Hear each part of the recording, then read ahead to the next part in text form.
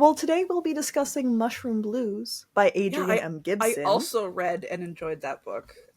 You did more than read this book. It was a lot of fun. And I haven't beta read in a while before you. No, that's not true. I guess I did Tori's book. Anyway, it was a lot of fun to like engage with on just like, and I was really nervous when I sent you that big giant email essay because you asked me, oh, like, what are your thoughts on this specific chapter? I'm like, well, if he's asking specifically, maybe he does actually want an essay. And then I looked at how long that email was, and I'm like, oh boy. I hope was that it was longer than exactly the chapter in question. But it was exactly the essay that I needed. So. No, it wasn't that long. It was probably like, I don't know, like 800 words. You're excessively generous, but yeah, I'm glad. Maybe 1,200, but I just feel like that moment was like, okay, we are absolutely on the same page. Like, just your response to it, we are 100% on the same page, and I'm so in this with you right now, and I'm so ready to get through, and that feeling, like, it's really special as a writer to just put your big ass stupid opinion out there, and then the other person is like, oh, thank you, that's exactly what I was trying to think about. And then you're like, I don't know, it does something to your relationship, even though we were already pretty close. Yeah, I mean, like, and your feedback was always great because you sent it in like Microsoft Word documents, but there was like the comments on the sidebar, on the side panel, and I just like, it made me so happy sometimes where I basically see like a step-by-step build up of your emotional reactions to certain things. Because you would reference GIFs, you would use like emojis and shit like that. And it was just like, and I loved like whenever you would capitalize just like, oh no, you didn't. Oh shit. You did. And it's like, you did. And I was just like, I loved all of those sort of like momentous sort of like build-ups towards the eventual like, holy fuck, Adrian, like like things like that just made me so happy. It must be really fun, like scrolling through and you start to see me catching on to your world building, and you're like, yes, I did, bitch, just keep reading. So it was very special to be able to have like you, especially you and MJ along for that ride. Was just like, you two basically like you gave me the don't start sort I'm gonna get all emotional. Stop it. you gave me like the confidence and the momentum to just like keep moving. Yeah, so I'm honored, and it was a lot of fun. It was genuinely a lot of fun, and I'm really proud. I'm so proud of how huge you've splashed this book. It deserves it. Thank you. I love you. So you're amazing. Krystle was one of your beta readers. At what point in your process did they get to see the draft? Like where was that? This was like towards the end, because this was a race to the finish kind of thing, where I was doing like final revisions basically up until the day that the book like launched. So this was like, I set myself with a deadline and I basically pushed myself toward it, because if I didn't have a deadline, this book wouldn't have come out this year. Like, I just know how I am. So Krystle was basically, you saw it like through January, February, and into March. Yeah, that sounds about right. I like it. It was a couple of weeks, I remember, till your launch when I got that last chunk, and I did it in like 2 days because the tension had built so good, especially like the waiting. Like, because you sent it to me in like, I guess 3/4, like maybe? 10 chapter chunks basically. Why did I say 3/4? 4 quarters. And so so it's like sometimes there's a bit of a wait between each one, and it's just like, I need the rest of that book. I need it. So Did knowing that the process was so close to the end change the kinds of feedback you gave? No, I don't think so, because if there were problems, I wanted him to have the opportunity to address them. So although, like, that being said, it was a very polished product that I had, so there weren't any like the first, I feel like the first 10 chapters Yeah. were the most unpolished, and then Yeah. everything else that I sent you was like more and more confident and polished. Yeah, and you're just knocking down the domino. I think that's very common for us in this industry, where like the early parts of the book, like you're not really sure how it's going. You don't know if the setup is good, but then at some point in that process, you start hitting those dominoes that you've been working on, and it's just a matter of knocking them down. And that's definitely what I saw, where the big essay that I mentioned was in like the chapter 5, I think. 5. Yeah. 4 or 5, yeah. Quite early on. And it was just like this think piece of like, well, this is what's implied and this is what you're trying to talk about, and I would expect to see XYZ things. Like if this is being given as much weight as I think it deserves, then through the series or through the book, I would want to see these kinds of reactions. And then Adrian's like, yeah, actually, that's exactly what I'm doing. And I was like, okay, cool, you're great. Yeah, and so it was just like, it felt like that moment, like there was only small changes to be made after I made that essay. And it just seemed to put a little bit of fuel into you as far as hitting those points that I was talking about. And knowing that those are points that I want to touch on in like the future books as well. Yeah.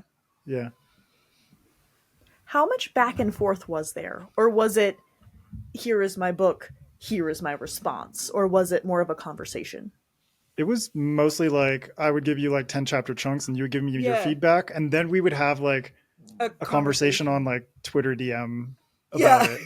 It was basically how it went. Yeah. So it's kind of like pretty much exactly that. Like there was never like that much back and forth. And because Krystle's feedback was very clear, and the things that I knew needed to be applied, I would apply in the way that I thought was best. And then we would talk about it a little bit more on Twitter DM, and then she'd be like, where's the next batch? I think if I remember correctly, the last batch I was in your DMs like as I was reading, because it was just you were live tweeting me pretty much. Yeah. I was like taking pictures of my iPad on my lap, like, oh, you motherfucker.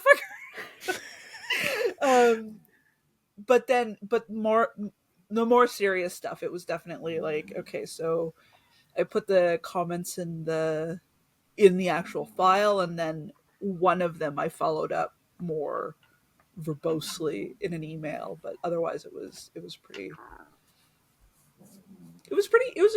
were easy to talk to, which is nice, because I think it's just a matter of like our relationship too. Like with you and MJ, there's like basically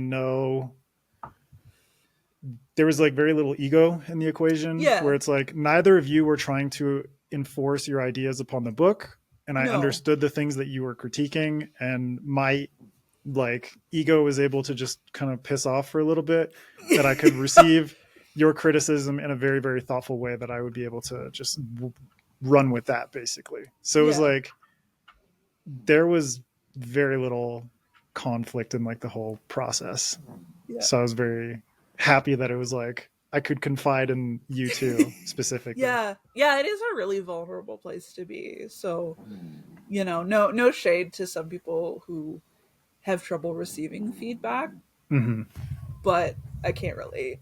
I can't relate. I mean, I say it all the time. Like tattooing just basically told my ego to go fuck itself, and like just kind of figure out ways to better navigate receiving criticism. And usually the most like blatant criticism would come from myself anyways. So that's true. It's like learning how to deal with my own internal kind of battles before anyone else.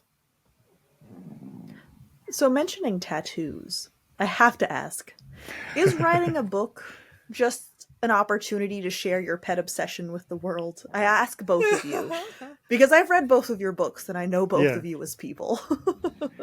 I mean, it's like, it's not singular. It's like pet obsessions, plural. Plural, big plural. Yeah, like anyone who reads his book is like, this dude is like ridiculously obsessed with mushrooms. But then, like there are tattoo aspects to it.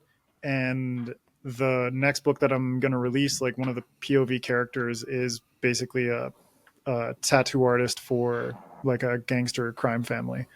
Well, and So music. yeah, and music too. Like there's like music scenes in there in Mushroom Yeah. Blues. There's the scene in the Moldy Rose, which is kind of like an underground jazz bar. I really love that character. And then on top of that, it's like Henrietta's basically cassette collection that she's inherited from her dad, and the fact that she like her finding sort of like respite in listening to these Pilz rock albums, which was basically like my play on krautrock, the genre from Germany. That for me is basically like how I interact with music in my day-to-day life. It's like, yes, I was a music journalist in my early 20s, but when it comes to music now, if I'm severely frustrated or if I'm like feeling very overwhelmed, I put on music as a way of sort of like grounding myself. And for Henrietta, all the moments where she's using music, it's an attempt, sometimes successful, sometimes not so much. If you're in a car chase, not so much. Yeah, not so much. To kind of ground herself in sort of like an emotionally steady state of mind. So it's like, yeah, so much of the stuff that happens in the book is like my obsessions just being like, some like a little bit more subtle than others, but yeah. Yeah, I'm finding that even more so in the current project that I'm working on. In that I'm more conscious of myself doing it. Like, I don't think I realized how much I was exposing myself when I was writing Brightwash. Like, I don't think, just from the standpoint of not really knowing what I was doing, because it was my first, big one. I didn't realize how personal it was becoming. Whereas now I'm doing it on purpose. Like, I've made this conscious choice to like put in these things that have had really long roots for me, including mushrooms. So it's like controlled vulnerability as opposed to Brightwash, which was kind of just like unconscious chaos. I'm gonna write a book. What do you mean everything that I believe is in the book? Oh, oops. Yeah. And so it's that same thing where like with this project, it's just, it's intentional vulnerability. And it's really interesting to see how it changed the story from like my original idea, which didn't have mushrooms in it. And it didn't have, like, the main character didn't have a kid, and like all like this big list of things, and it didn't feel like my book yet. Like it wasn't me yet. It was just kind of generic. It was just generic. And I lost interest while it was generic. And then figuring out the things that made it important enough to stick with it. And so now I'm a little bit over halfway through. I'm looking at potentially finishing this draft before I travel and having it in the hands of its first editor while I'm gone. And so like that was the difference. I thought of this idea over a year ago. I was planning this idea, Adrian, when we met in Toronto last year. Nice. And then it just died because it wasn't me yet. And then I don't know, like 3 months ago, suddenly I knew what it needed, and now it's almost done. So yeah, it's definitely. And it's probably the fastest you've ever drafted anything too. No, but it's definitely, that's just because my life. But it's reached that point now where I wake up in the morning, I'm thinking about it. I stand in the kitchen in the afternoon thinking about it while I'm cooking. I go to the gym. I'm listening to Michael Pollan to think about it. And then I come home and I think about it some more. And somewhere in there, I get a few thousand words out. So it's certainly the most dedicated I've been, at least to the same level as Brightwash and Brick and Bone. And it's the difference between finishing a project and just not for me. So both of you are parents, and you both have novels that center around solving the murders of children. How do you handle that emotionally? Every now and then we just like, man, in a fantasy novel you wouldn't have good chances. That's not a real answer. Please. Yo, if you were Neo Kanoko, you'd be fucking done, dude. But no, for me, it's kind of like the book, like Mushroom Blues started. The seedlings for Mushroom Blues, the spores for Mushroom Blues started with like me becoming a dad and realizing like, okay, I've got this little like baby here because when my first son was born. And he's like super vulnerable. Yeah. So vulnerable that there are like dozens, if not hundreds of things that could kill him every single day. And as he got older, it was like, I just started thinking more and more about like, okay, the world is a really fucked up place. And there's just like a multitude of variables that could happen to any human being over the course of their life, whether they're like 1 year old or whether they're 80 years old. And so Mushroom Blues kind of started with this like idea of like my fears as a parent for what the world can do to a child, whether it's like within the house, whether it's external. There are just so many moments in a child's life where things can just go wrong. And it just, you know, like I'd read Krystle's book and absolutely loved it. And she kind of gave me the confidence to be like, I can tackle dark themes because I sort of need the creative process of writing this book in order to figure out how the hell I feel about it. Same. How I feel about the vulnerability of human beings as they carry out their lives, and especially children, where there are so many things that can just kind of like mold them and shape them in destructive ways. Whether it's like, think of like how many of us have like really horrible habits, you know, like things that you can basically trace back to your childhood as like, I didn't receive enough discipline, or I didn't learn how to regulate my emotions, or all these different things that like, as you get older, you're like, God, why the fuck do I do that? And it's like, many of us go to therapy and then realize like, oh, hey, like I can trace this back like all the way back to my childhood.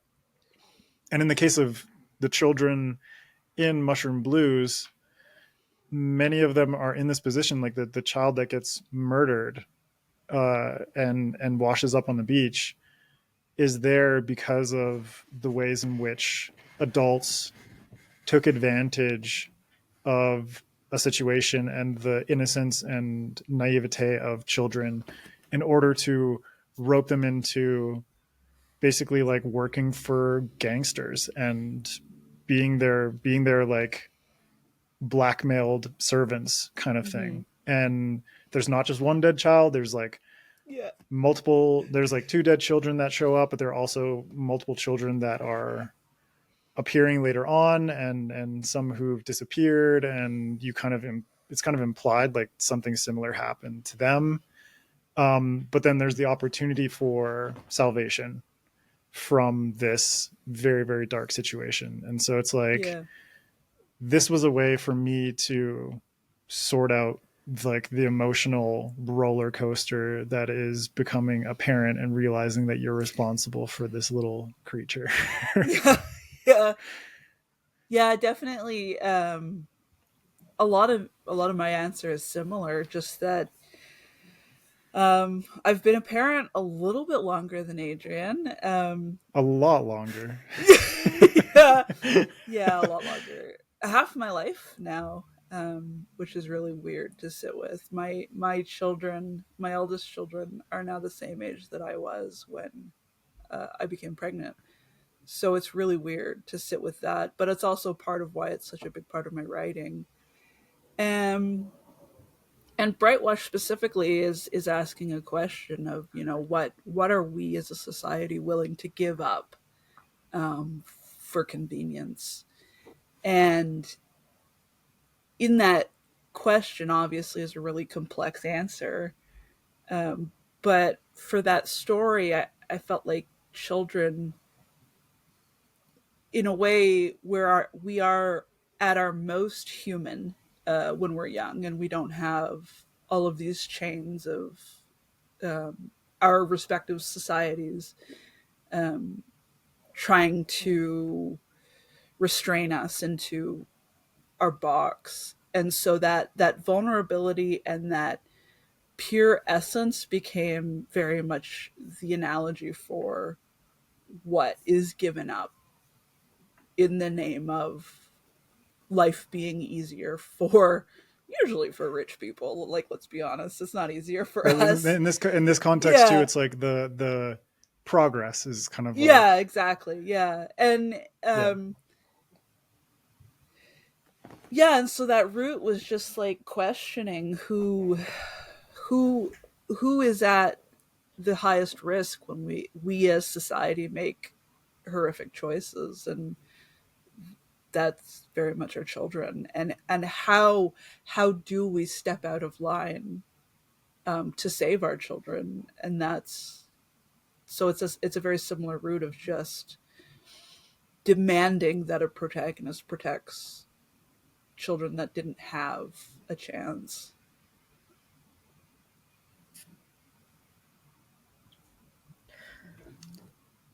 When unexpectedly extremely heavy question.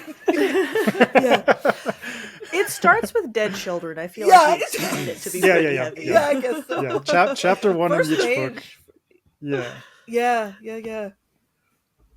So these are also mysteries. We don't know why these poor children have died until a little bit farther along in your stories. Because the authors have issues.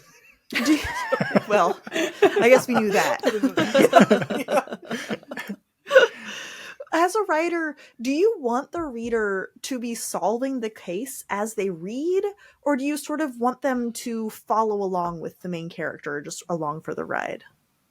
I think it depends on the kind of mystery. Yeah, I was going to say... Because both of ours are kind of like police procedural in a lot of ways. Yeah, and but yours I feel is like much more so. Yeah. But I feel like police procedural in particular is the kind of mystery that benefits from having the reader just like half a step behind the protagonist. Yeah. As opposed to giving them too many opportunities to basically solve it for themselves far too early. So it's like the police procedural provides ample clues, but it's not like a locked room mystery or anything like that where all the clues are provided. Mm-hmm.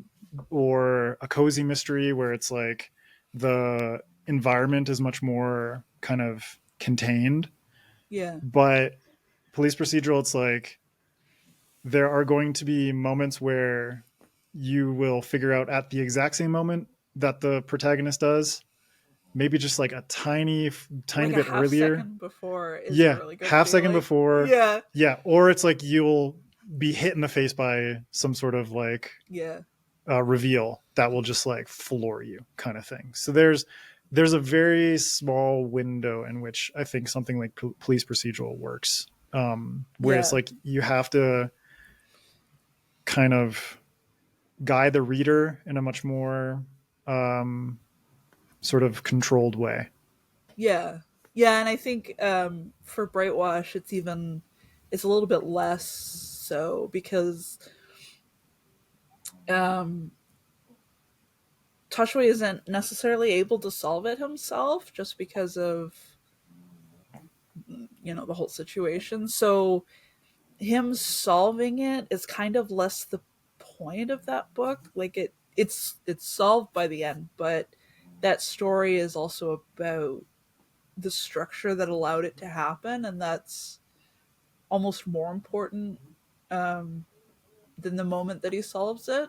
And so the balance is a little bit different between the two books, I would say. Mm-hmm. Even though they're both like very character focused, I think like it's a tricky balance to be like, I'm gonna trick your brain along the way into like focusing more on something else. Yeah. You know, where it's like throughout Legend of the Brightwash is like you become more and more entwined in, yes, Tashway is investigating this thing, Yeah. but a lot of it is like Tashway himself. Yeah. And like Yeah. how he ties into the greater picture. Yeah, yeah. And the same could be said with Hen. It's just like a slightly it's more focused for her, where she is more focused, I guess. So like it's a similar thing where her solving it is only half the plot. The other half of the plot is her growing enough that she would care about the answer. Mm-hmm. So, changing gear just slightly, the world building that you do in this book is fantastic. It is. And you have this whole new society, the Hopwanese society, which is pretty heavily influenced by Japanese culture. How do you balance that, like, influenced by versus cultural appropriation? Yeah, that's something that is like that came up before. I think Adrian Tchaikovsky and I had a like a email kind of back and forth about that. And it's something that I've been asked in interviews, like doing the book tour and then doing stuff post launch as well. So I've had time to think about it, which is obviously helpful for a spoiler cast. But Yeah. For me, it was really important to be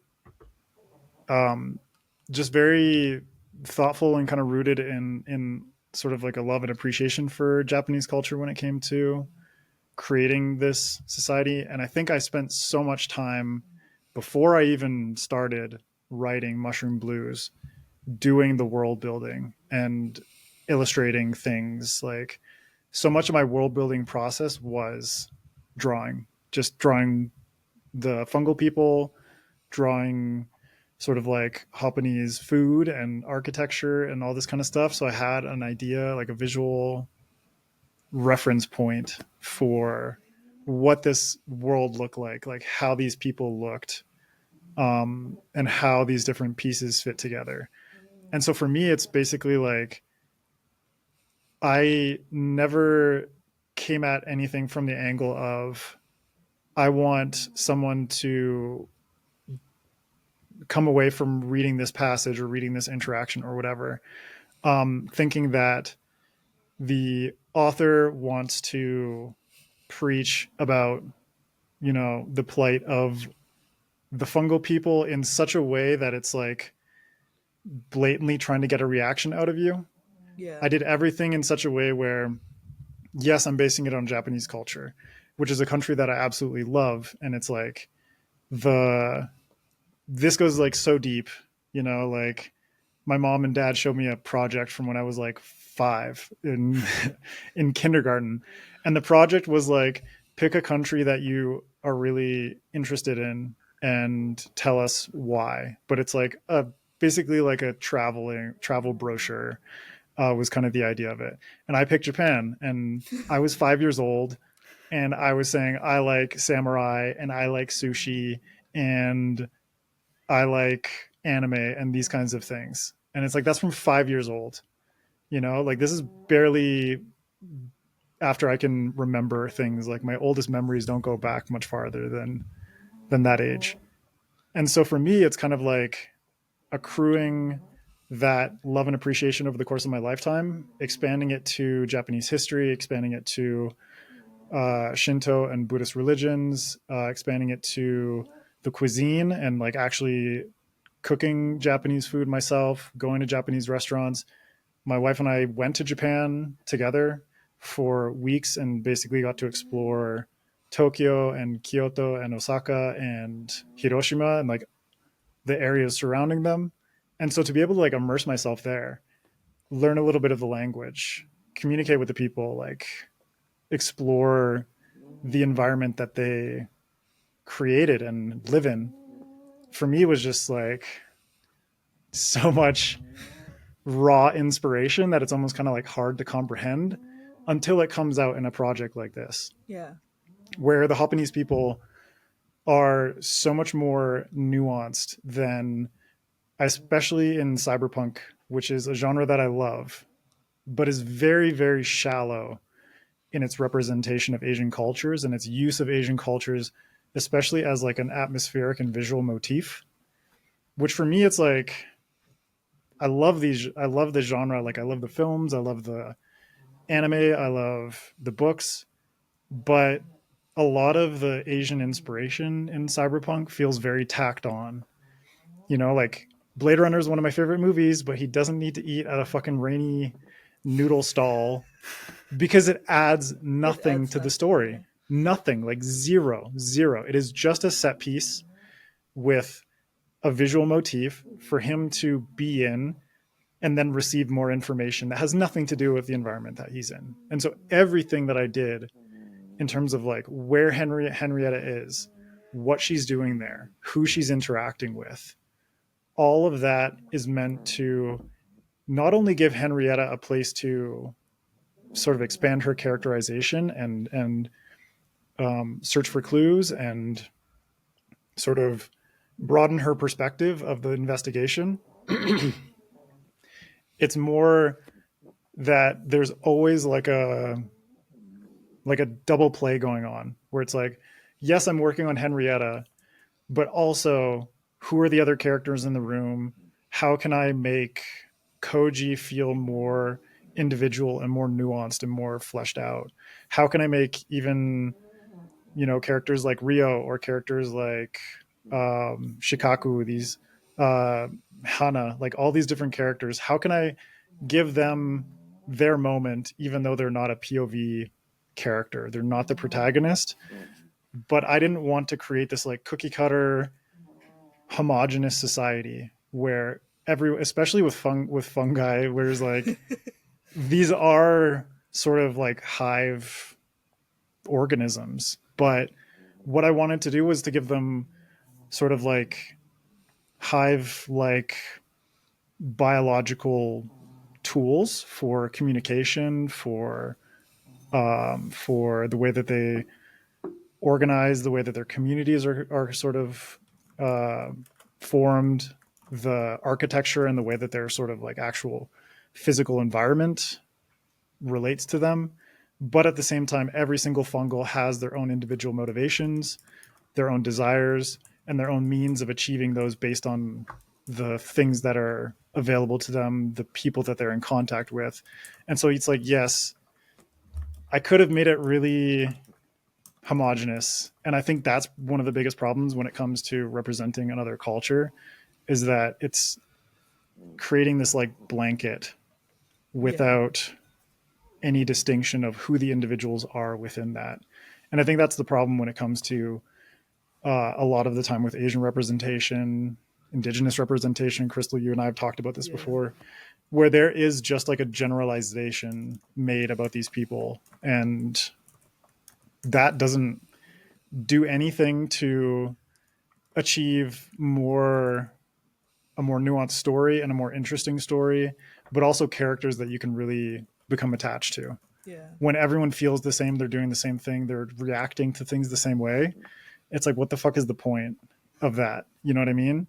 And so with the fungals, for me, it was just so important to give each of them different motivations based on, this is a post-war city. Life sucks. Yeah. But everyone is using the resources available to them, whether they're taking advantage in a very, very malicious way, or whether they're more community driven and are trying to sort of generate more connection as opposed to destruction. And so for me, it's just like there was so much ample opportunity to, yes, use Japan as sort of like an inspiration and a jumping off point, but then I was able to make it more my own through, you know, like the language and the slang that they have, the religion that they have, their biology and their ways of communicating with each other. And ultimately what I wanted to do was to make the people who are reading this to sort of like empathize more with the fungal people than the humans themselves. It worked. And The And humans ultimately are not particularly Yeah. empathetic. Yeah. Yeah. They're But not great. ultimately what that does is like that gives more agency and more power to a subjugated people, where it's like, Yeah. yes, at the beginning, like Henrietta's super racist. She's mycophobic and she hates mushrooms and she doesn't want to be around fungi or koji or any of this other stuff. Yeah, But she's taking a medication through it. Like, yeah, she's like isn't taking she? antifungal meds because there's sort of Yeah. like this propagandized Yeah. notion that They I can mean, be obviously, like infected. we all know, like mold can infect you in certain ways, Yeah. but they don't really understand it, and so they're taking these antifungal meds as like a propaganda campaign turn habit, and Yeah. and that kind of the meaning of that and these ideas will basically bear fruit in later books in the series, where we begin to understand like the truth about how the fungal people were sort of created, like how that branch of humanity came to be, but also through Henrietta's eyes, understanding like the truth of what her country purveyed as like the ultimate truth, against a people that they were occupying. And so it's like, what is truth, and what is truth on a societal and governmental level versus what is truth on an individual level. And so it was really an exploration for me to be able to have the fungal people be, much like psychedelics have opened my eyes to so many things. Fungi are kind of the way in which Henrietta's eyes are opened to the realities of the fungal people, the realities of her relationship towards them, the realities of her relationship towards her own country, her own home country of Caprinia, and the perceived truths that her government was espousing for years and years and years that she believed, and her sense of reality just starts to crumble, and that kind of lays the groundwork for the 3 sequels to really put Henrietta in a position of choosing between the fungals or her own people. I'm so glad you touched upon that, because I have to admit, when I first read the description of this book and started it, I had a very inaccurate understanding of what was going on. Obviously, the book explained it to me. I figured it out eventually. But when I first started reading, I definitely thought that the fungals were a result of the war. And I think this was a result of, like, the World War II coded things. I was like, oh, nuclear fallout, they became fungal. But that was clearly not the case. Like, No. chapter 2, I was like, okay, I misunderstood.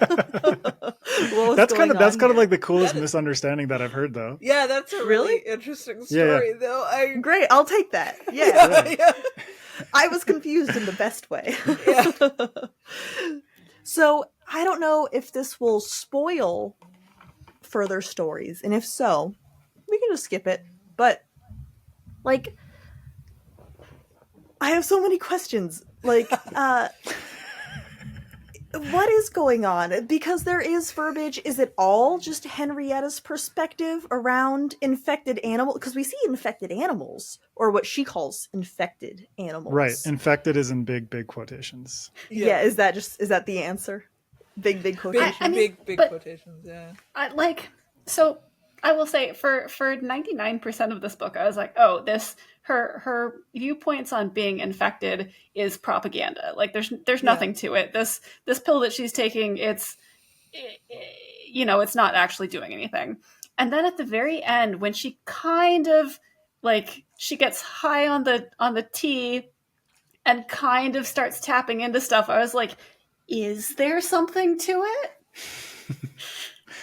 Yeah, I mean, this is stuff that I don't want to go into just yet, because it is going to be explored in broader Fungalverse. But yeah, I will say, go ahead, could Krystle. definitely tell that was a hook that was gonna have legs. Like that was it has the feeling of a red herring in that it's not what we think, but it's still something.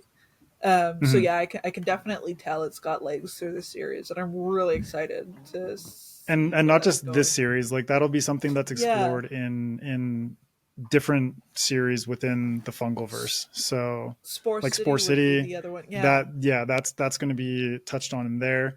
But in terms of like how the fungal people came to be, like I just looked at human history and yeah, the fact that Homo sapiens are not the yeah. only branch of humans, and so there's specifically uh, I can't remember the exact scientific name, but it's like Homo florens, something like that. Homo florensis or something along those Yeah. lines.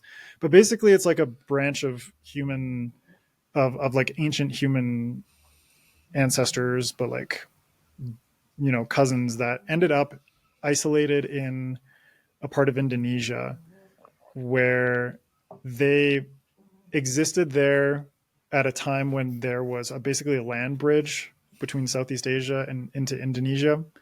And once the sea levels rose and that population became isolated, what they actually saw was a shrinking of that particular gene pool. And so, because they were isolated to such a small environment, that environment Didn't sustain them. didn't facilitate the size That's really of a cool. regular human. And so basically they shrunk.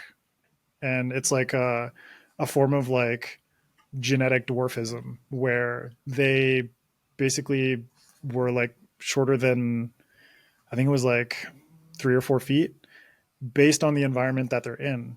And so I like started thinking more about that kind of stuff and like what environments can do to change isolated populations of human beings. And if tens of thousands, if not millions of years ago, a particular subset of human beings ended up on an island archipelago that just so happened to be an environment that was really basically like an ecology that was really potent and rich with fungi, and how over time, if those fungi were to consistently interact with those human beings, what would happen? And And for like me, it's like the idea of, fungi would like absolutely. yeah, You 100%. know, like And this is not like, this is basically like, I sometimes use The Last of Us as a comparison because it's the best representation of fungi in popular culture today. But whereas The Last of Us kind of goes this route of like fungi as a source of zombification, yeah. I go the route of like symbiosis and how fungi would sort of view us, not to personify it too much, but how fungi would view humans as a very fertile host and the We ways in which they could work personify together. fungi in this house. It's okay. Yeah. You can Yeah. you can personify. But yeah, it's just like I just looked at human history and human genealogy and the ways in which humans were able to interbreed with Neanderthal, wink wink, and Get the different, Neanderthal yeah, swear. different branches of apes that eventually became different branches of humans, and the ways in which they were able to interact and interbreed and develop their own languages, but also adapt to particular environments. For me, was really fascinating, and so that was just kind of like this fertile ground for me to let my Yeah. creativity blossom. Henrietta has such a skewed perception of the fungal people. Yeah. I think my favorite thing, you bring it up several times throughout this book, is how, oh, but they're eating mushrooms. That's so Yeah. crazy. And all I could think was, girl, you're made out of meat. Yeah. It was really funny because the blog FanFiAddict, I don't write for them anymore, but like my podcast is kind of like a part of that. Affiliated, yeah. And yeah, and I'm in like the group chat, and there's like particular topics that are recurring Yeah. within FanFiAddict. Cannibalism. Cannibalism is one of them. Mushrooms. Yeah. Feet are Yeah. another. Mushrooms because of me, I think, is another one. I But there's think also it someone on the it team who's a started biologist. So Yeah, I think it started more like when other people started making mushroom jokes. So it's like it's because of you. Like you're the They were inoculation. they were aimed at me at Yeah, and then first, some and of the now it's rest kind of of us like, are like, yeah, yeah, we are everyone's also been, mushroom nerds. Yeah, yeah, exactly. So the cannibalism was funny. Like they asked me, like, does your book have cannibalism in it? And just kind of joking, and I was like, yeah, yeah. kinda. So that for me is like is one of those things where like Koji addresses it specifically. Like there's a scene in this restaurant called Danban Diner, and everyone around, it's like if you think about situations where a country has undergone severe trauma and severe devastation, like a war. So I looked at post World War II Japan and how once the bombs were dropped, so it's like, yes, Nagasaki got destroyed, Hiroshima got destroyed, Tokyo was also firebombed to like an insane degree, where that city, so much of what exists there today was built after 1945. That so much of that city was just leveled, but there are still so many people who are living and homeless, and what are the kinds of situations that evolve from that. And so one of the things that always crops up is starvation and food shortages. Scarcity. Yeah. And what do these people eat in order to survive? You hear stories of like people trying to live off of, eating leather shoes and just like really horrifying circumstances. And so I figured, like, in a culture and society like the Fungals, where they are literally made of mushrooms, what would they do in a situation where they were subjugated to food shortages and a military occupation that was essentially taking a lot of their food supply away from them? And so I was like, okay, like maybe, they're rationed with things like rice and what have you. But you see it in certain scenes, like Emiko's apartment. She has a kitchen made of mycelium, but then she has a little mushroom farm growing from her countertop. And so it's like things like these where I thought, like, fungal people would eat fungi as a way to sustain themselves in a situation. It would be a regular part of their diet. It would also be tied into their religious beliefs in terms of how they view the cycles of nature, cycles of life and death, and decay and rebirth, and how all of those things are intertwined. There are scenes that are going to come later in the series, which I'm really excited about, which is particularly like funeral rites and practices, and how the fungal people approach the thought of death and the ways in which a body is given back to the earth. And so in their minds, because they have the fungal net, which is their sort of brain to brain communication network, where they're able to basically emote to each other. They're able to read each other's emotions and intentions, but they're also able to obscure that information, much like blocking shitty people on Twitter or whatever. Those kinds of things, that interconnectedness, their ability to sort of connect with past memories, not just their own, but the memories of other people, the ways in which all of those things coalesce, to me, gave me the sense that, like, of course they would eat mushrooms. Why wouldn't they? Like they have this interconnectedness as a people who share this land, who share this sort of this language, this way of perceiving one another, this sense of community and connection that they have is so different from humans that I figured, yeah, no problem. Like they would eat mushrooms. But for Henrietta, as a mycophobe, for her to see mushroom people eating mushrooms, to her, that is just like the epitome of disgust. And at the same time brings to mind questions of things like cannibalism. And so that was a really cool moment for me to be able to spark this conversation between Henrietta and Koji, where he's so nonchalant about it. He's like, and Henrietta's just, Henrietta's just like, cannot. She just fucking cannot. But Koji's like, girl. Yeah. don't even, like, Your mouth is too busy flapping. You should just eat. We can get on yeah, with our day. eat the fucking food. Eat the fucking food. Isn't expecting the Fungals to not eat mushrooms like asking someone to be vegan? Like it's yeah, you're made out of the same thing, but aren't we all? Yeah, exactly. It's like we're all like, us as humans, like we're just meat constructs, and so for us to be able to basically like have that separation in our own minds, like it is just a construct, our classification of what is meat and what is consumable and what isn't. And for the fungal people, that construct doesn't really exist, because they have a much healthier relationship between them and their perception of nature, their perception of their own religion, and the things that come from the earth and how those cycles work, versus, I think, especially Western humans, like in our own world, but also in this world, that there are these like distinctions between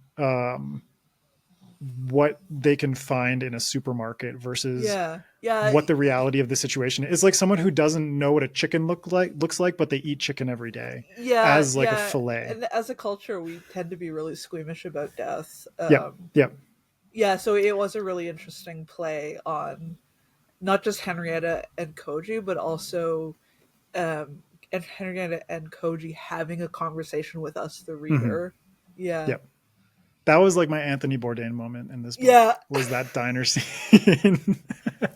And Krystle called it out. She was like, he would be so proud. It was a really good spot. That's fascinating to me that's your answer, because I thought it was going to be something along the lines of, they have mushroom furniture and no one would be aghast that someone ate a chair. That's not cannibalism. Like everyone has a difference between a conscious thing and a not conscious thing. It's just wild. Right, but over the course of the book, it's like it's clear that the environment itself is conscious on some level. Like it's interacting with the fungal people themselves. Like there's the scene on the shelf where they're being chased, and it's kind of like the mycelial environment itself is alive, and it's interacting with the emotional responses of the people who inhabit the shelf. And so it's kind of like the environment is almost attacking Henrietta.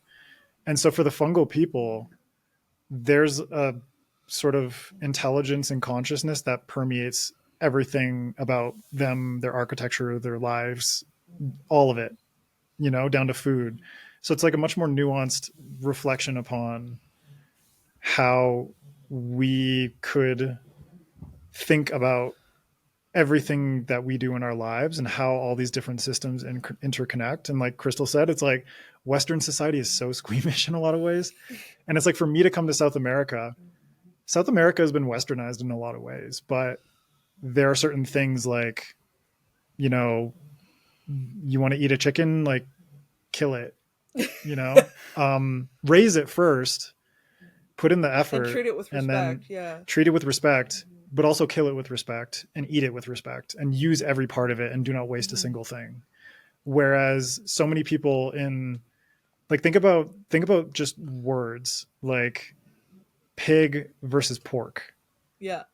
That Western society has distinguished the food with a different name than the animal itself. Yeah. So that degree of separation makes it easier for people to consume another animal because they're eating pork. They're not eating a pig. They're just eating a pork chop. And so that for me was like a huge part of it, where living in Ecuador really opened my eyes to the realities of food and sort of like the systems that are involved in food.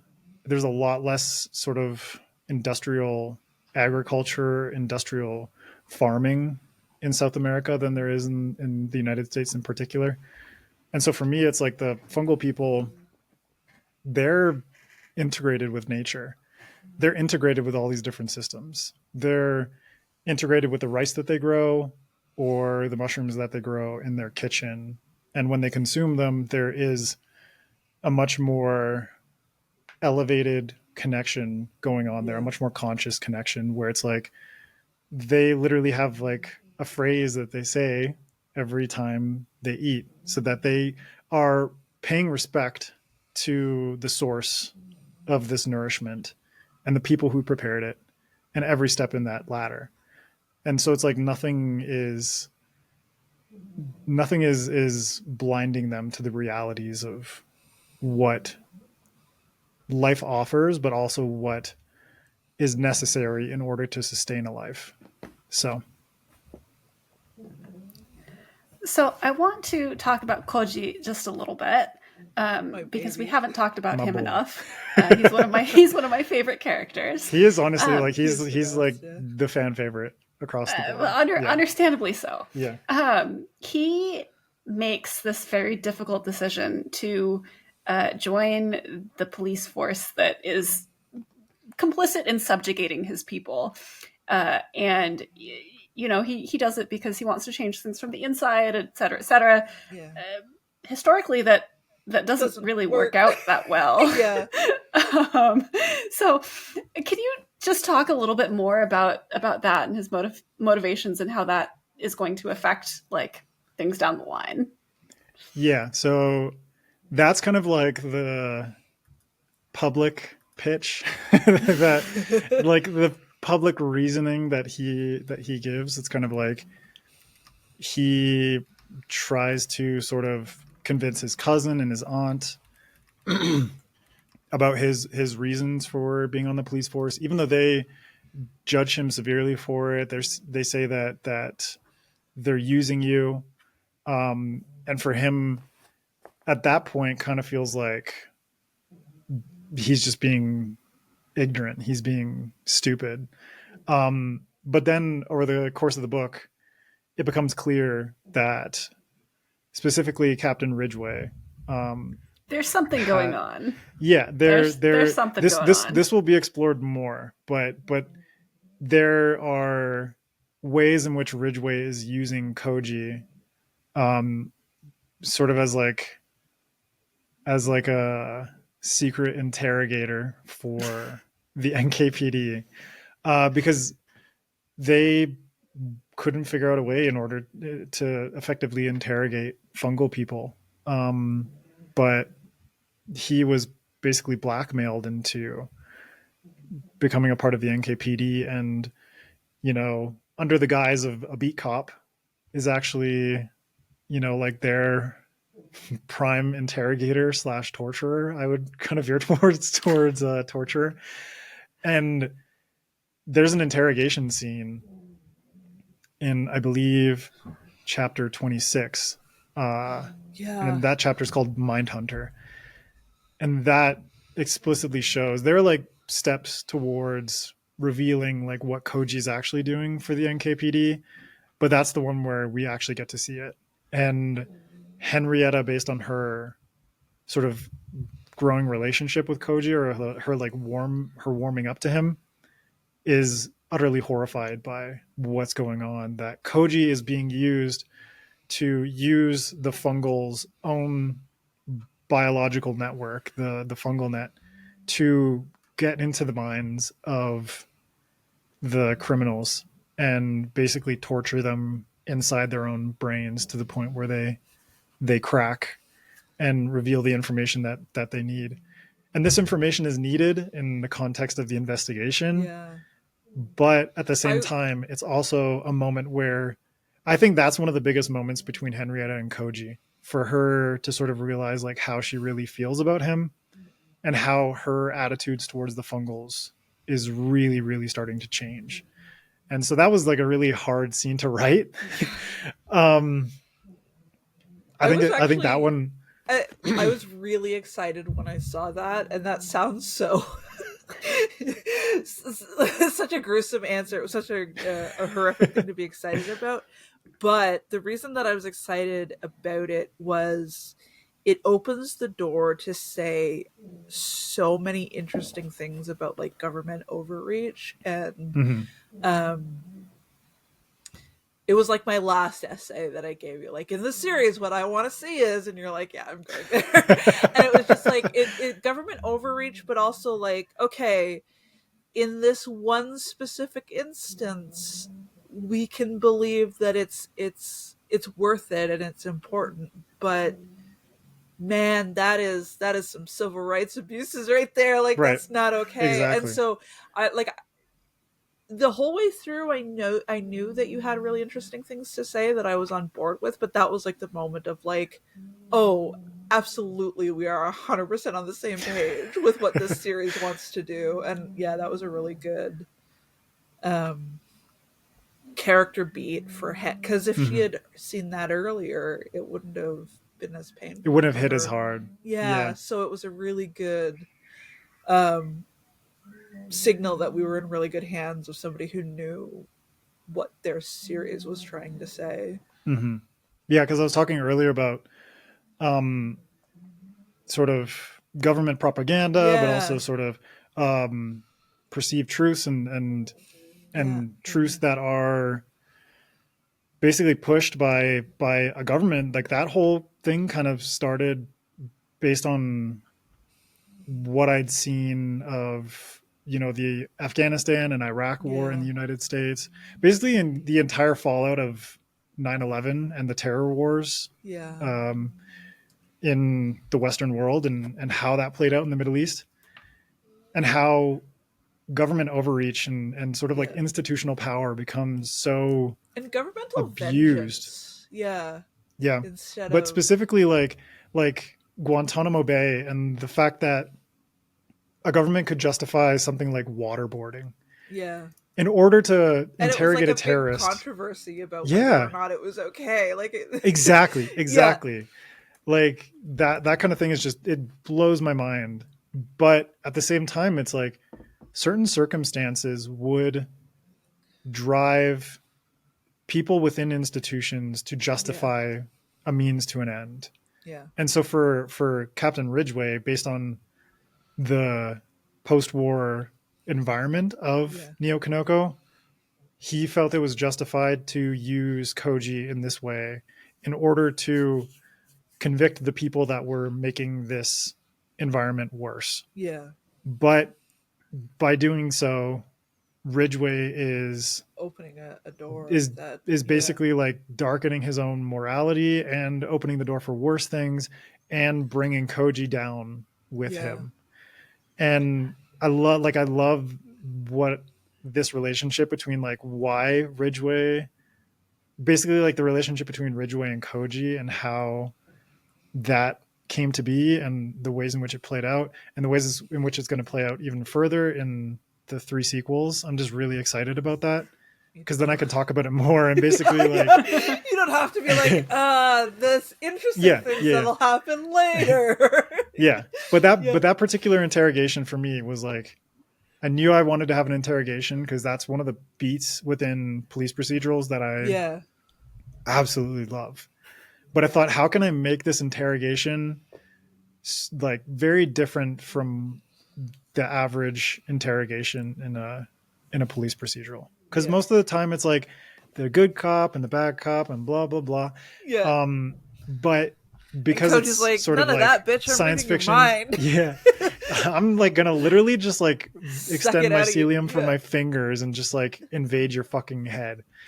So I thought like this is such a good opportunity because of like the science fictional like fantastical elements to it, that I could make this interrogation so much more powerful than it otherwise would be. And like Krystle said, that was also like that scene played so many different roles.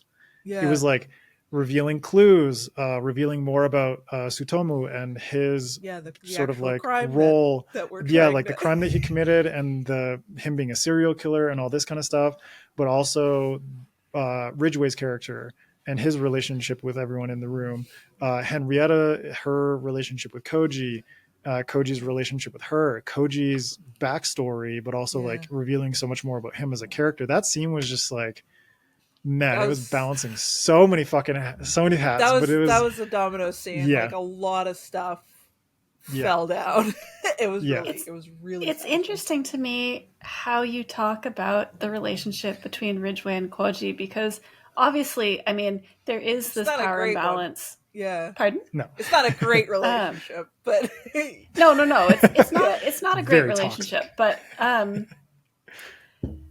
there is this power imbalance. There is this terrible thing that he is making Koji do, but at the same time, I kind of get the feel, just from what we have seen in the other characters, that Ridgway is, I don't know if I want to say less racist, because I don't know if that's true, but at least more open-minded about the fungal people.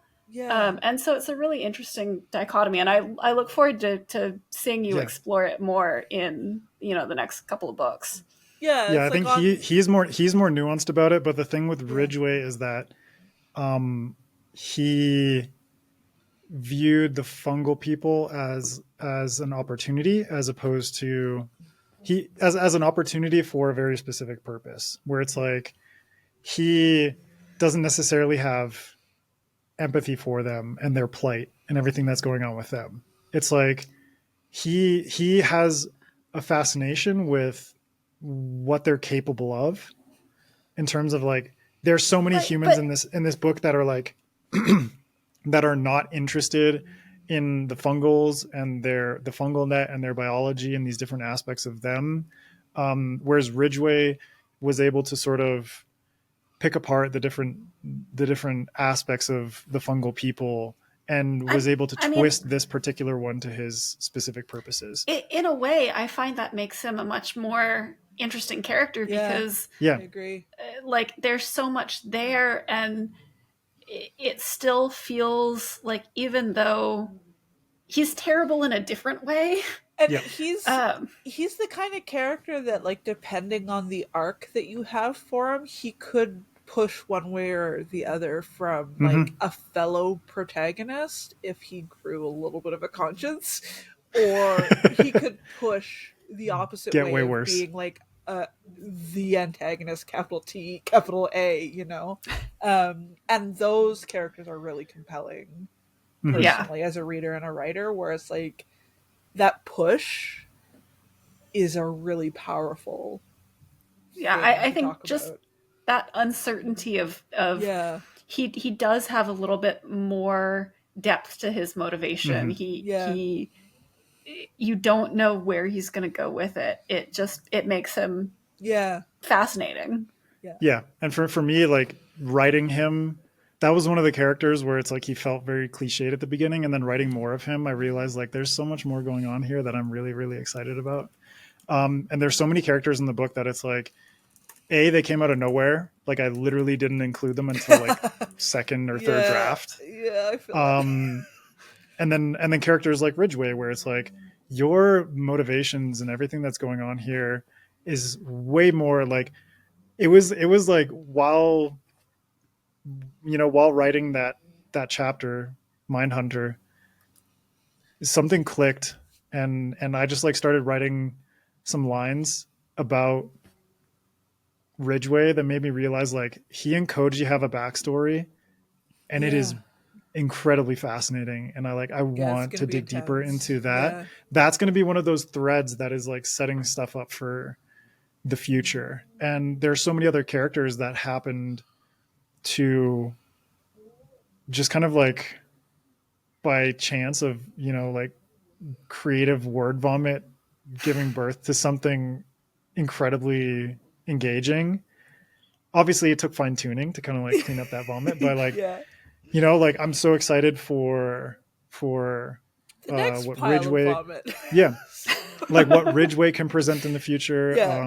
Character like Rio, I didn't write her until draft. She didn't come into it until the second draft. And she completely just like came out of nowhere, and I'm like, okay, you are actually like a bigger player in book 2.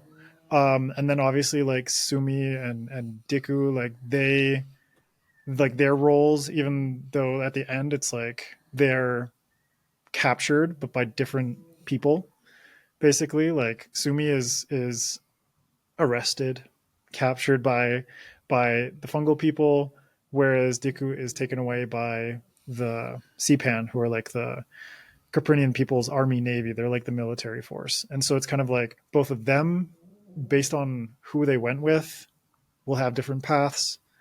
And even characters within Kanoko Rose, like Airi, who's the one who's pregnant. She will have a bigger role in future books as well, and also her tattoo artist Horiyoshi will also have a bigger role. And so it's really fun for me to be able to be like, these characters just like took on a life of their own, and presented me with way more material than I ever thought possible. I love that feeling. And I'm like, it's so fucking cool, man. I and do even have like to say, my mother's Japanese name is Sumi, and so hearing that all the time, I was like, "Oh, nice.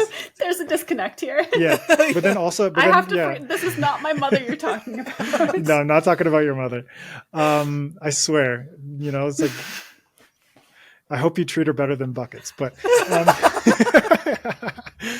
but then there are other characters like Yubaba, who's basically leading this like commune of exiles up in the irradiated zone. You know, like she came out of nowhere. I had not even like conceived of her in the outline or in the first draft. And I'm like, okay, so like everything that's going on in the irradiated zone in Old Kanoko, there's some really fun stuff going on. Like there's a good playground that I can mess around with there. Yeah. You know, or like characters like Palm and Moto. I'm like the elderly couple who live in Mildew Grove. I love that. I love them so much. Sarah, Lilly, do you know who I channeled for those two characters? I channeled my fiction fans ladies for I'll take it. You know, it's like these two people who are just so like cozy and charming, but in a way that is not explicitly trying to be charming. It's like these two people that have a relationship that you will never fully understand. And when viewed from the outside, it's like, this is just adorable. Like, like I just love this. I channeled you two for Palm and Moto. But I just so the question that we Lily's the one who spiked the tea. That's yeah, no, 100%. Sarah's like a little bit like, you know, she comes in with a humor. Yeah, she's a little bit like, you know, kind of a little bit more straight laced. Lily comes in and is like, I'm just gonna make you some drug tea. Get ready to fly. Yeah, I got a fucking bike for you. Let's do this. Oh my god, yeah. So, Krystle, what were you gonna say?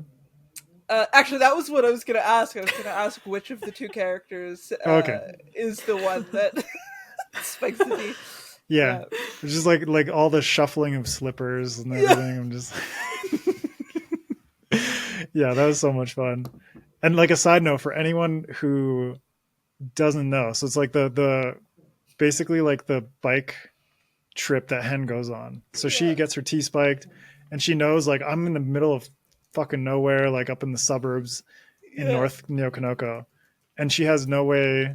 It's like winter storm has just passed, and so she's like, how the hell am I gonna get to Chaga Park, and basically like the climax of the story.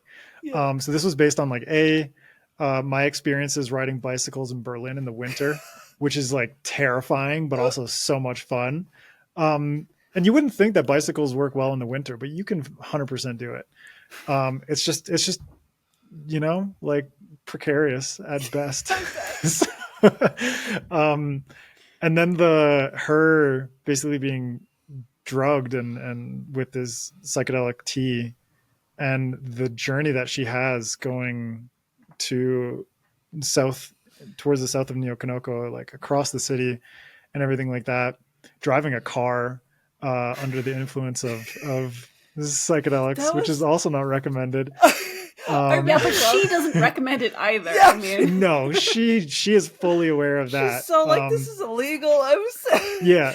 But I This is love a that bad moment. idea. I really Yeah, like but that that- moment narratively. Like, it was such a good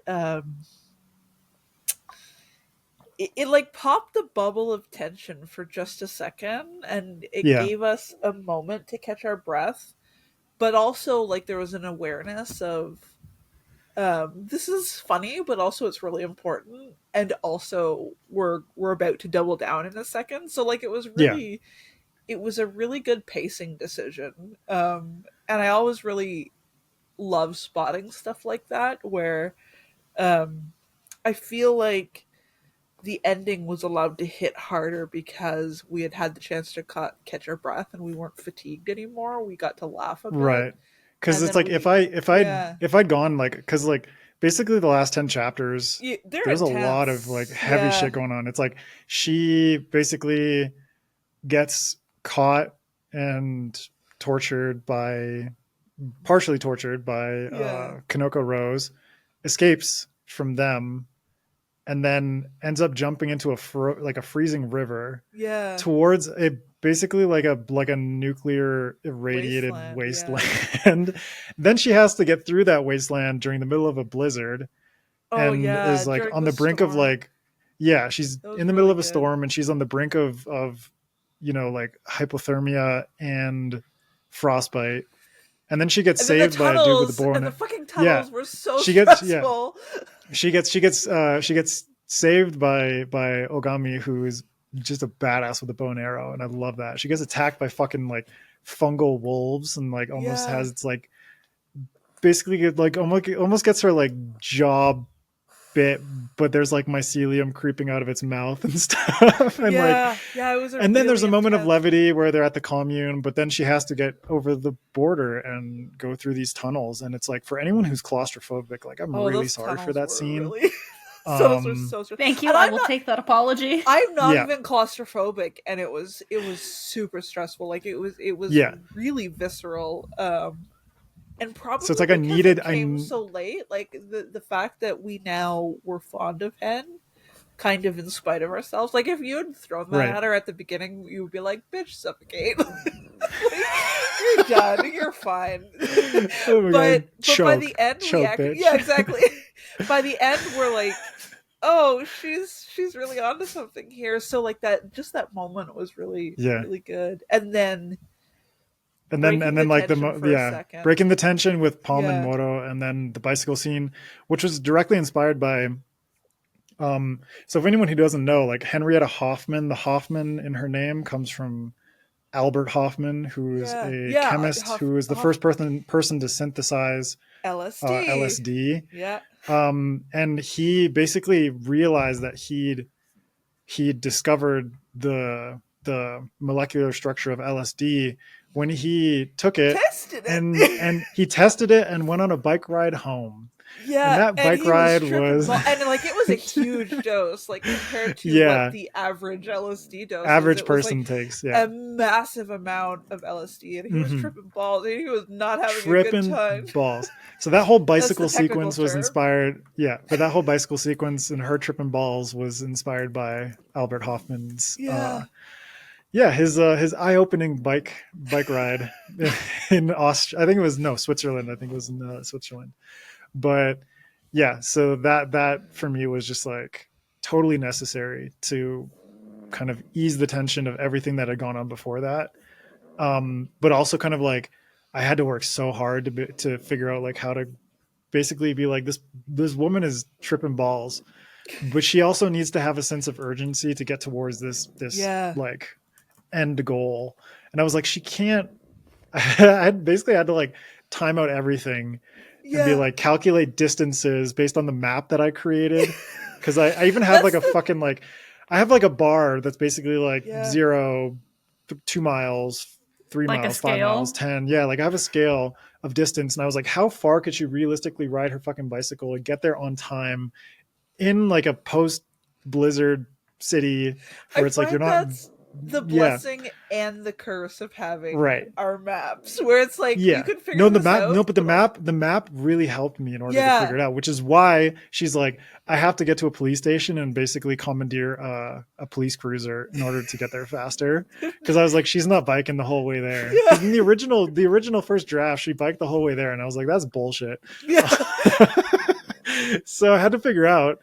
And that also like gave an opportunity for her to basically like drive under the influence, which for an ex-alcoholic was a very Harrowing, weird experience for her. emotional. Yeah. So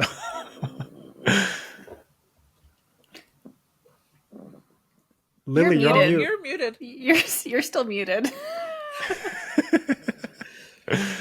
Hello, I'm here. Hi. Hello. We hear you. Hey, what's up?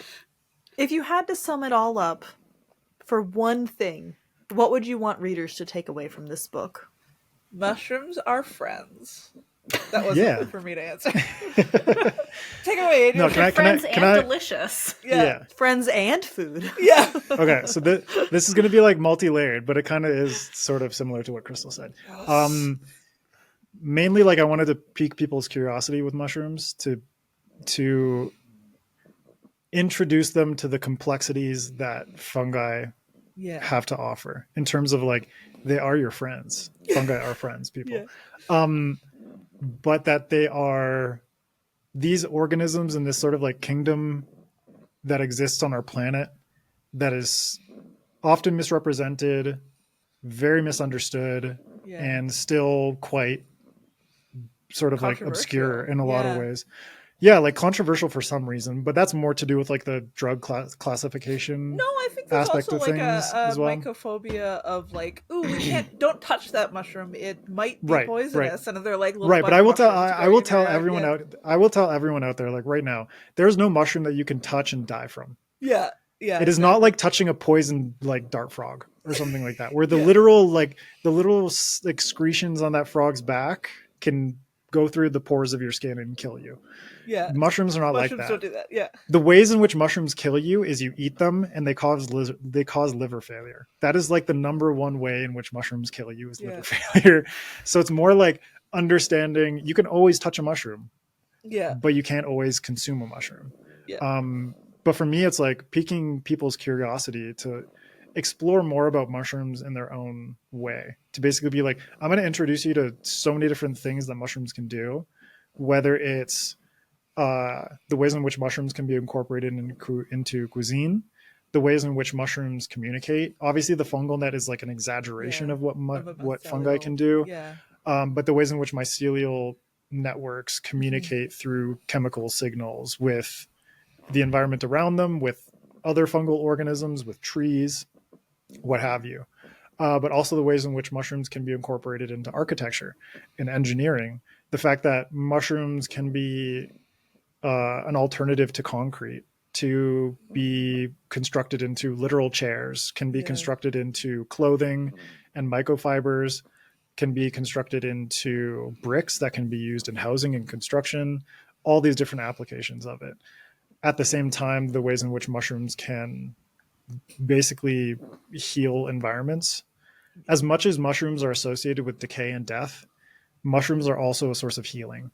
That decay is the way in which a forest doesn't suffocate. That's the way in which a forest rejuvenates, is the fact that all of this leaf litter, all these fucking dead animals, everything that ends up on the forest floor is decomposed by mushrooms in order for that forest to clean itself and essentially start a new cycle of regeneration. Yeah, it returns all that nutrient into the system. All of that goes back into the soil and is fed back into the trees and the plants and the soil, everything. But also the ways in which I think I actually did use the word microremediation when I was when she's talking to Yubaba and she's in Old Kanoko, and it's like, how are these fungals surviving in what is proposed to be like a nuclear sort of wasteland zone? That's because of microremediation and the ways in which fungi and molds are actually able to survive in environments where humans are not capable of surviving. There are molds that have been found in Chernobyl. There are fungi that consume petroleum products. Yeah. So it's like literally they could consume feed off of Plastics oil and- or plastics Yeah. and all these different things. And so the ways in which fungi can serve so many different purposes, it's like I wanted to show the disgusting nature of and like the horrifying nature of fungi, but I also wanted to show the beauty of fungi and the utility of it, like across this broad swath of applications, even though it's a police procedural. It's like, Yeah. hopefully there's something in there that's like, oh, wow, you know? And someone gave me flack for like the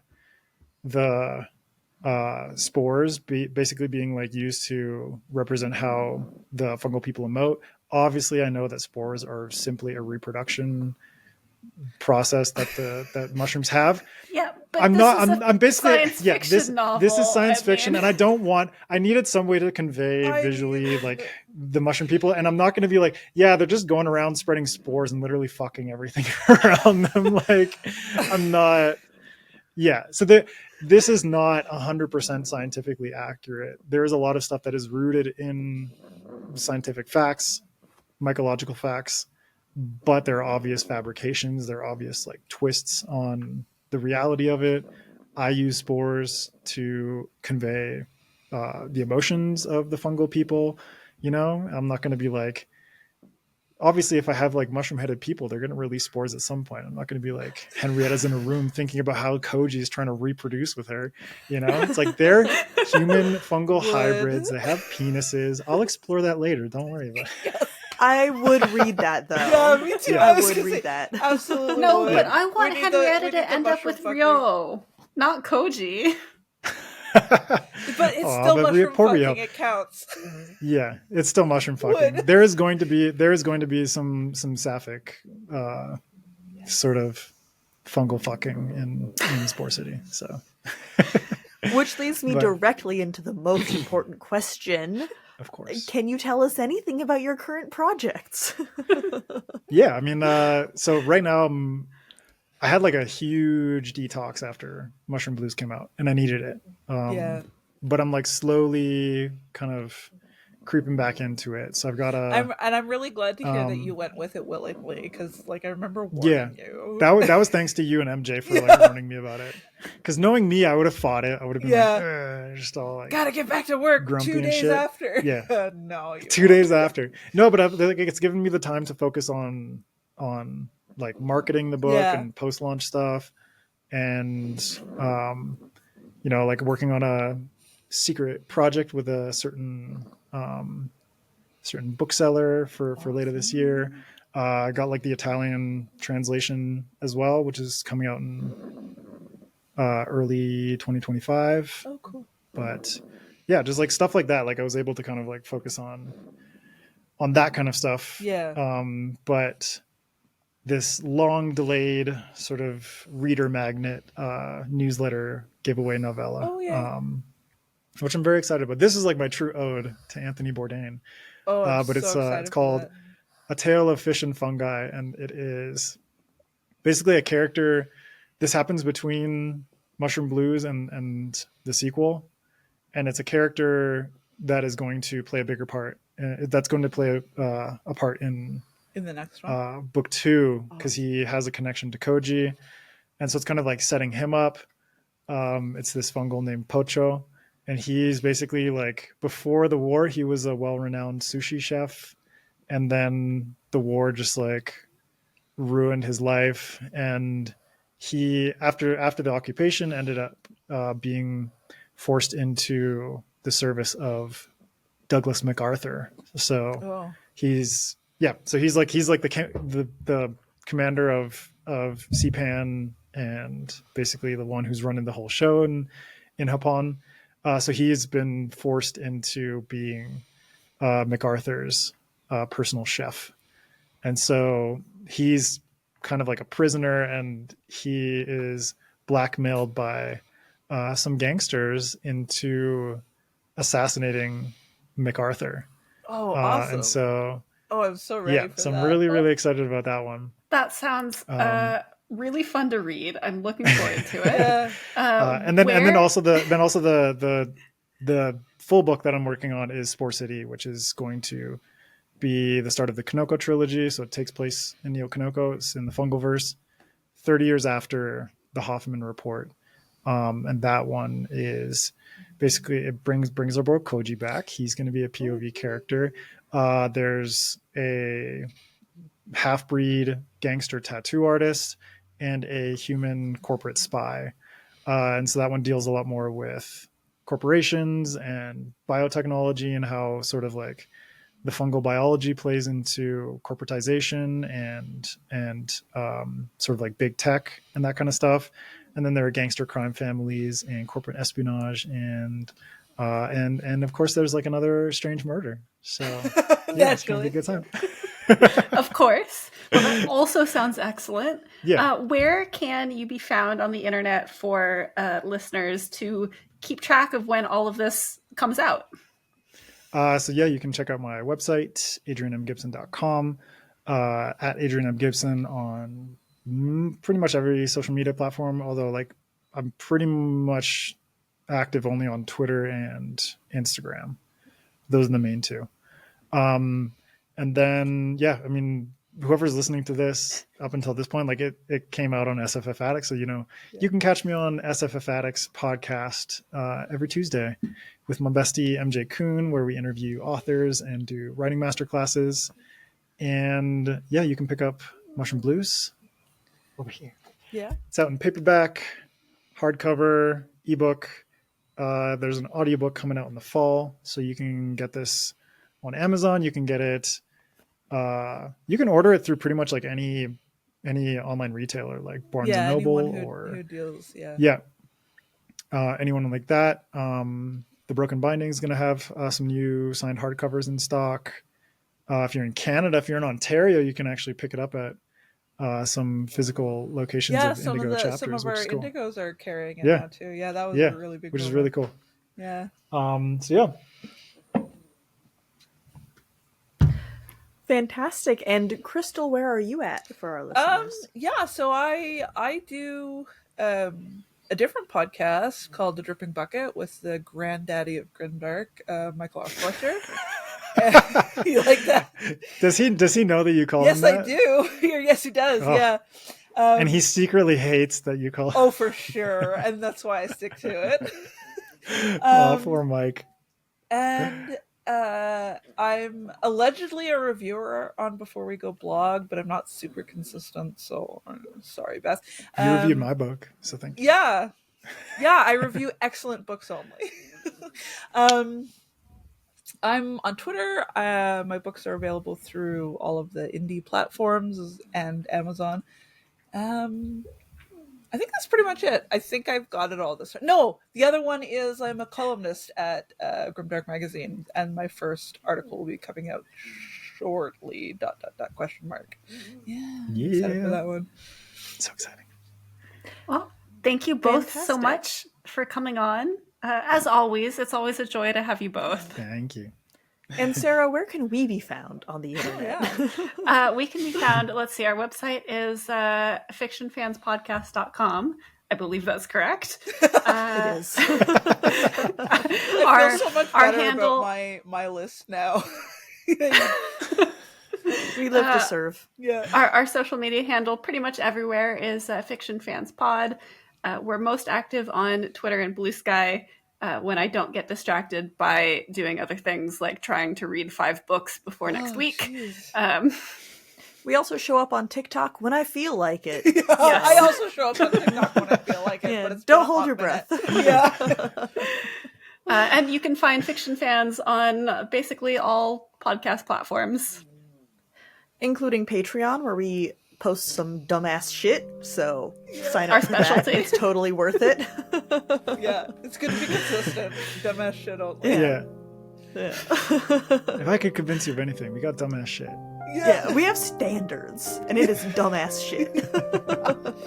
I'm just gonna spike your tea. Deal with it. Yeah. You're right. If anyone had any question if that was correct, clearly that was the right delineation. There. Palm and Moro are going to start a podcast soon. So. I think they already did. Yeah. It's called the Mildew Grove Pod. Yeah. Well, thanks everyone for listening, and may your villains always be defeated. Oh, I thought you were Bye. going to say, may your villains always be fuckable, but I guess that's a different podcast. That's, I mean, a subgenre of our podcast, to be fair. Hashtag trash villain life. Yeah, see? That's where I thought you were going.